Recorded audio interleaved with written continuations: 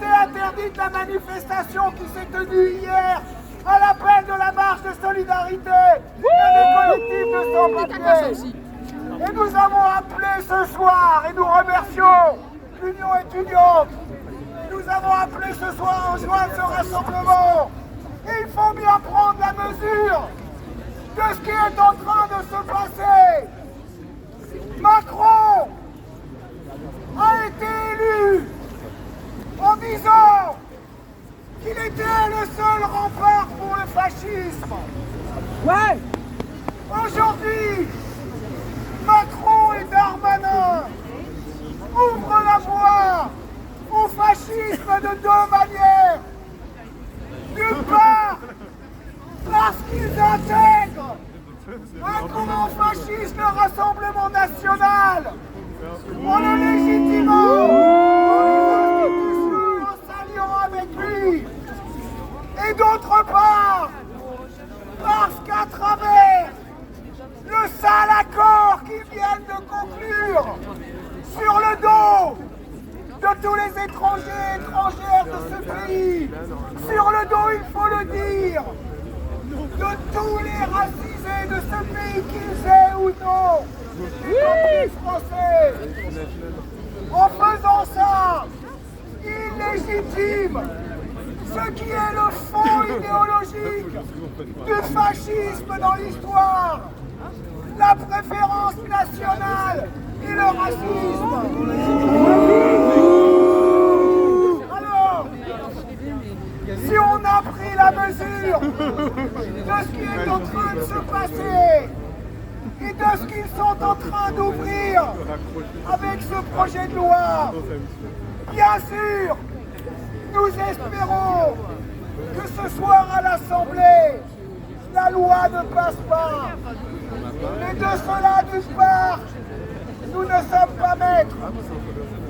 Et d'autre part, ce sale climat est là, il continue. Il est temps de prendre l'urgence de la situation.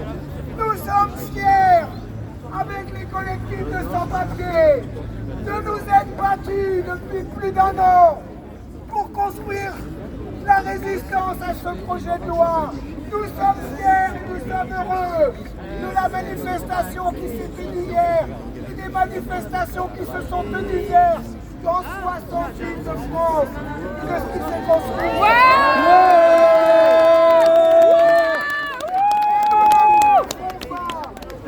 Nous ne bluffons pas.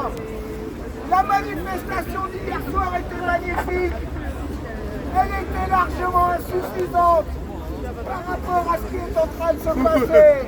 Et si on prend la mesure de ce qui est en train de se passer, ce dont on a besoin d'urgence, c'est de réaliser l'unité entre les millions de travailleurs qui se sont mobilisés et qui ont été méprisés par Macron il y a quelques mois sur la taxe sur les retraites. L'unité entre ce mouvement et les quartiers populaires qui se sont soulevés contre le racisme et contre le l'unité entre les travailleurs et travailleuses avec les sans-papiers.